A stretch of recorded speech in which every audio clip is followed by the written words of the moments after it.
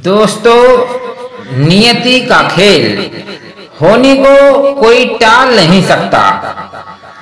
एक बार मृत्यु के देवता ने अपने एक दूत को पृथ्वी पर भेजा।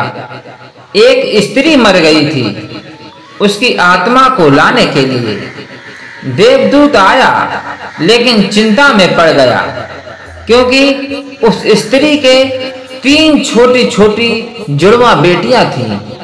एक अभी भी मृत शरीर के स्तन से लगी हुई थी, एक चीख रही थी, पुकार रही थी, एक रोते रोते सो गई। उसके आंसू उसकी आंखों के पास ही सूख गए। उसका पति पहले ही मर चुका था और उन लड़कियों को कोई देखने वाला कोई और नहीं था। देवदूत ने सोचा कि इन लड़कियों का क्या होगा। उस देवदूत को उन लड़कियों पर दया आ गई और वह खाली हाथ वापस चला गया। उसने जाकर मृत्यु देवता से क्षमा मांगी कि हे प्रभु, मैं आपकी आज्ञा का कार्य न करने में असफल रहा, मुझे क्षमा करें। उस दूत ने कहा कि हे प्रभु, आपको वहां की स्थिति का पता ही नहीं है। उसकी 3 छोटी-छोटी बेटियां हैं, पति पहले से ही मर चुका है, उनकी देखभाल करने वाला उनके खानदान में कोई नहीं है। एक बेटी मृत शरीर के स्तन से चिपटी हुई है, दूसरी रो रही है, चीख रही है, और तीसरे के तो आंसू भी रोते रोते सूख गए हैं। इसलिए हे प्रभु, मुझे उन पर तरस आ गया और मैं उसे नहीं ला सका।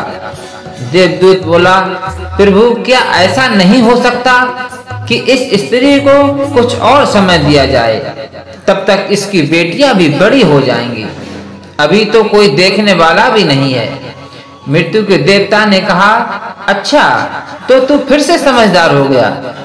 उससे ज्यादा, जिसकी मर्जी से मौत होती है और जिसकी मर्जी से जीवन होता है, ये तूने पाप किया है और इसकी सजा तुझे जरूर मिलेगी। और इसकी सजा ये है कि तुझे भी पृथ्वी पर जाना होगा और जब तक तू अपनी मूर्खता पर 3 बार नहीं हंस लेगा, तब तक वापस नहीं आएगा। क्योंकि दूसरों की मूर्खता पर अहंकार हंसता है और जब तुम अपनी ही मूर्खता पर हंसते हो, तब तुम्हारा अहंकार टूटता है। देवदूत को लगा नहीं और वह राजी हो गया दंड भोगने को, लेकिन फिर भी देवदूत को लगा कि सही तो मैं ही हूं, लेकिन अब हंसने का मौका कैसे आएगा, और उसे जमीन पर फेंक दिया गया। एक मोची सर्दियों के दिन करीब आ रहे थे। वह अपने बच्चों के लिए कंबल, कपड़े लेने जा रहा था, लेकिन जब वह शहर जा रहा था, तब उसने एक सड़क किनारे एक नंगे आदमी को पड़े हुए देखा और वह ठंड से ठिठुर रहा था। यह नंगा आदमी कोई और नहीं, वही देवदूत था जिसे पृथ्वी पर भेजा गया था। मोची को देवदूत पर दया आ गई और वह बजाय अपने बच्चों के कपड़े खरीदने के उस देवदूत को कपड़े खरीद लाया।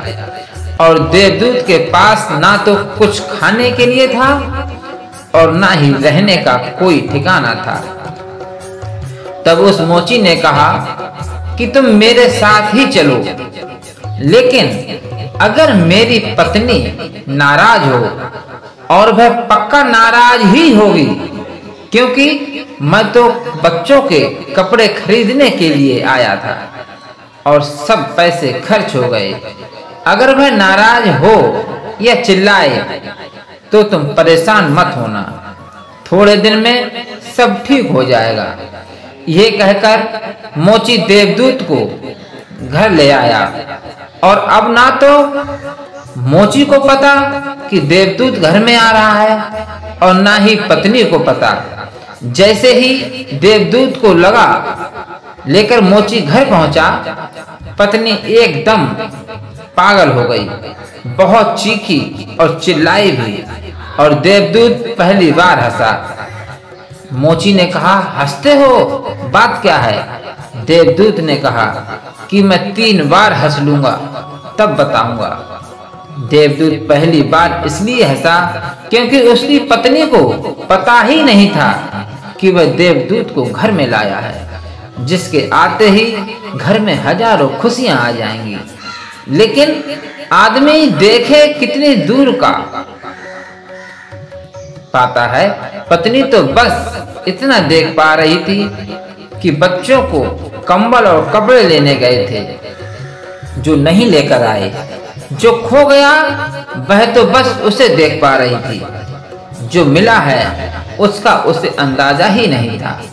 मुफ्त में ही देवदूत घर आ गया, जिसके आते ही हजारों खुशियों के द्वार खुल जाएंगे।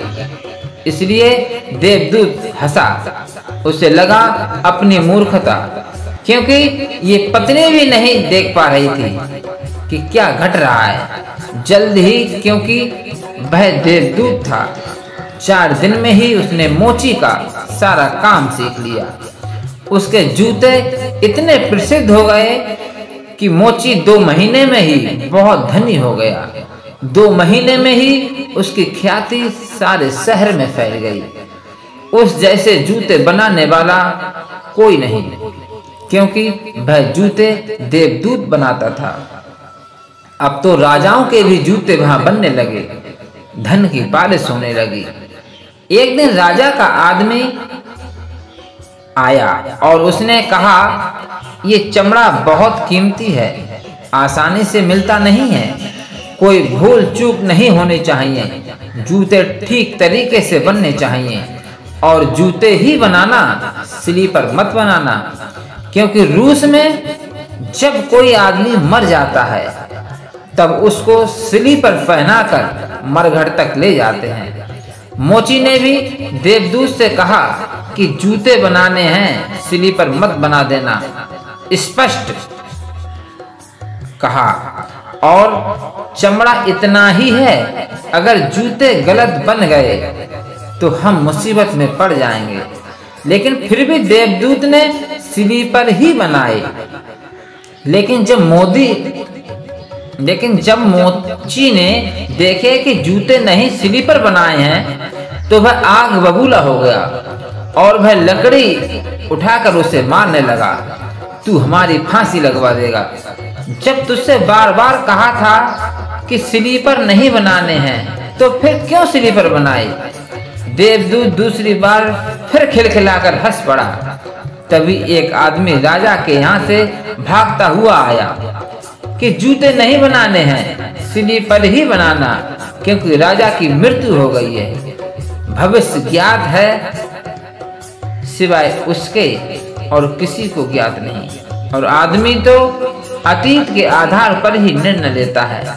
राजा जिंदा था तो जूते चाहिए थे, लेकिन अब मर गया तो स्लीपर चाहिए। तब वह मोची पैर पकड़कर माफी मांगने लगा कि मुझे माफ कर दो, मैंने तुम्हें मारा। उसने कहा, कोई बात नहीं, मैं अपना दंड भोग रहा हूं। लेकिन वह आज दूसरी बार हंसा था। मोची ने फिर हंसी का कारण पूछा। तब उसने कहा, मैं 3 बार हंस लूं तब बताऊंगा। दोबारा हंसा इसलिए कि हमें भविष्य ज्ञात नहीं, इसलिए हम आकांक्षाएं करते हैं जो कि व्यर्थ हैं। हम लालसाएं करते हैं जो कभी पूरी नहीं होंगी। हम मांगते हैं जो कभी नहीं घटेगा, क्योंकि कुछ और ही घटना तय है। हमसे बिना पूछे हमारी नियति घूम रही है और हम व्यर्थ ही बीच में शोरगुल मचाते हैं। स्लीपर हम जूते बनवाते हैं और मरने का वक्त करीब आ रहा है और हम जीवन में आयोजन कर रहे हैं।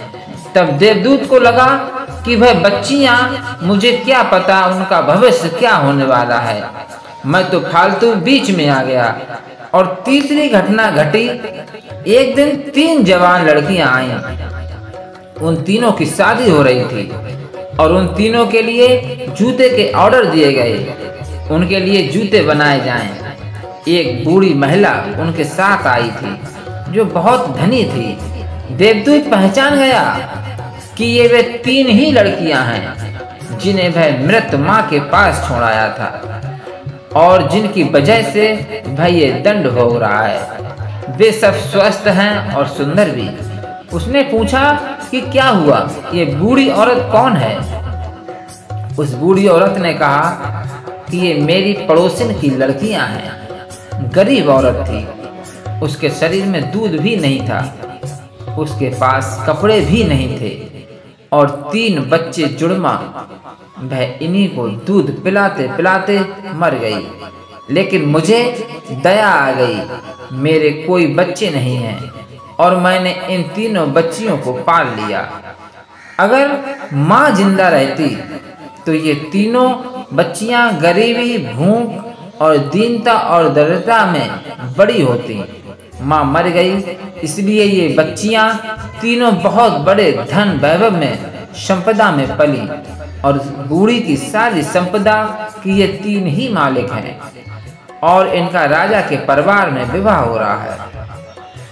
देवदूत तीसरी बार हंसा और मोची को उसने कहा, ये 3 कारण हैं। भूल मेरी थी, नियति बड़ी है और हम उतना ही देख पाते हैं जितना हमें दिखाया जाता है, और जो देख नहीं पाते उसका विस्तार बहुत बड़ा है, और हम जो देख पाते हैं उससे हम कोई अंदाजा नहीं लगा सकते। जो होने वाला है, जो होगा। अब मैं अपनी मूर्खता पर 3 बार हंस लिया हूँ। अब मेरा दंड पूरा हो गया। अब मैं जाता हूँ। जय जय श्री राधे।